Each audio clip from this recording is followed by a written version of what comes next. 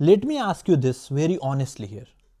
Have you ever noticed that most people don't question their career when things are going really well? They don't question when they are going really well. They question it only after something breaks. Not when they are bored, not when the work is feeling repetitive and boring, not at that time. But when their body, their health, or their mind starts giving warning signs they can't ignore anymore. That is a time. That is a time that we are looking at. It's not when they are feeling bored or otherwise. I have failed this. I'm not saying people also. I have also failed this for many times in my career. Many times in my career. But I want to share a real incident that changed the way I look at work, ambition and careers. A real incident, because I don't want to kind of talk about something hypothetical or online that we read. A real incident that had happened. A few years ago, I was working in a Fortune 500 company here in Silicon Valley in the United States. I was part of a large program and we were working with multiple cross-functional teams at the time.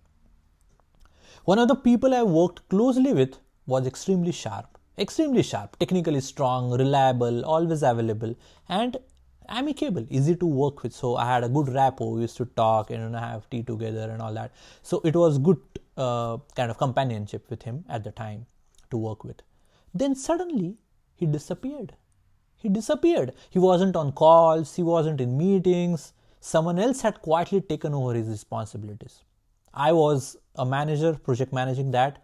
So at first I assumed he moved to another project probably, right? I mean, the work was going on. A couple of weeks later, I saw him sitting at his desk. I just saw him sitting there.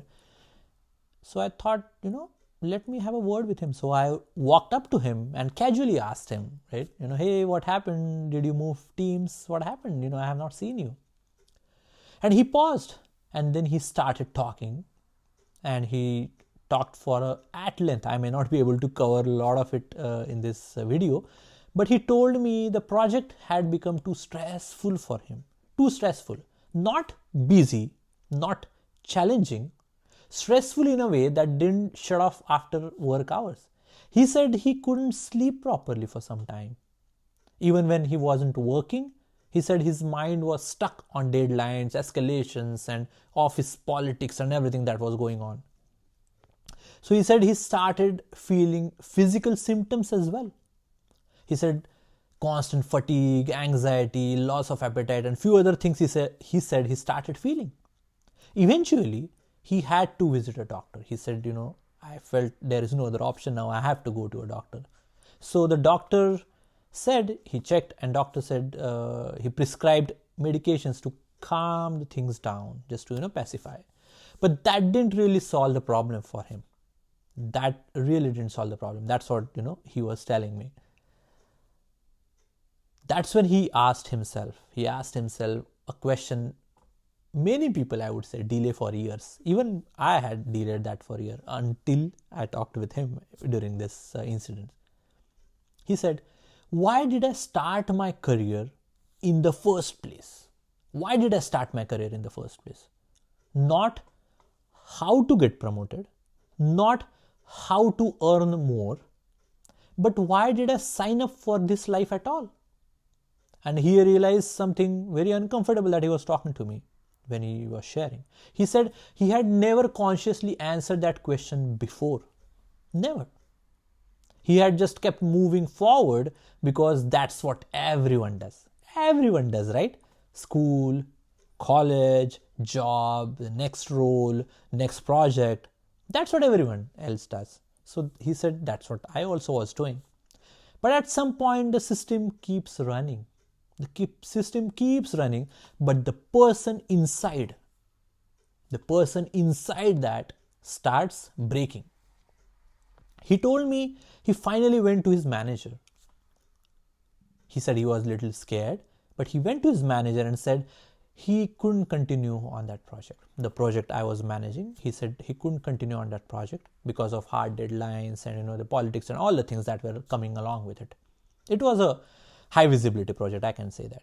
He said he was scared talking to the manager like this. He thought this might damage his reputation because he thought he might be sidelined. He even thought he could lose his job, saying that he cannot cope up with the pressure and all that. But at that point, his health mattered more at the time. That's what he was telling, all these things. Surprisingly, he said his manager understood. I knew his manager as well. He was a great guy as well. So they reassigned the work, asked him to help with the transition to someone else in the team, and he moved him to a less intense role, which was there. Months later, when things had settled, we kind of laughed about it, with that, because he was very emotional when he was sharing that with me. But that conversation has stayed with me. It has stayed with me. Here's the part actually most people don't realize. Most people don't realize. Careers rarely fall apart suddenly. They erode very quietly. You don't wake up one day hating your job. You don't just wake up and say, I hate my job today. You slowly stop listening to yourself. It happens very slowly, a slow process. You normalize stress. You normalize exhaustion. You normalize being anxious on Sundays. That is not a normal thing, but you normalize it. And you tell yourself, this is just how it is. What can we do? This is just how it is. Everyone is going through this. Everyone has to go through this. I just need to push a little more. I just have to push a little more. And many times that works. Many times it works. That's why we keep on doing it until it doesn't one day. And that happens. The dangerous part is not stress. The dangerous part is postponing that reflection until your body forces it. Just think about it. Most people don't rethink their career when they are healthy. They rethink it after a panic attack, after those doctor visits, after the burnout that happens, after the emotional numbness. But by then the cost is already high. By that time. This isn't about quitting your job at the first sign of discomfort. I'm not saying that you have to quit your job at the first sign you are feeling a discomfort. No, that's not what my intention is here. Every meaningful career has pressure.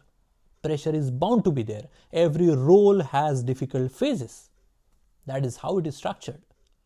But there's a difference between temporary pressure and sustained damage.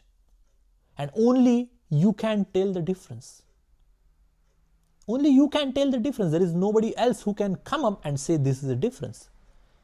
Okay, here's a simple test that can be done. Ask yourself this very honestly. If nothing changed for next 2 years, it just stays the way it is. If nothing changes for the next 2 years, would your health improve or would it deteriorate? Not your salary, not your title. What we are looking at is your sleep, your energy, your ability to enjoy life outside of work. If the honest answer makes you uncomfortable, that's a signal. Not to panic, but to pause. Most people wait for a breaking point to ask these deeper questions. I am one of them. Or I would say I was one of them before these incidents happened with me, when I had that interaction.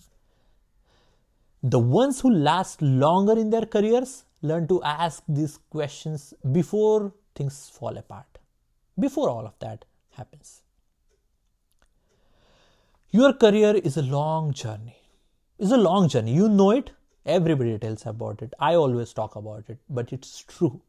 Your career is a long journey. If you never stop to remember why you started in the first place, the work slowly turns into survival instead of growth. And no promotion, absolutely no promotion is worth losing yourself completely. If any time you have ever experienced a moment where work started affecting your health, or you have seen this happen to someone very close to you, like I talked about my colleague, share your experience in the comments. I would really love you to share your experience in the comments. Someone reading it might recognize their own warning signs early, isn't it? They may get benefited with that.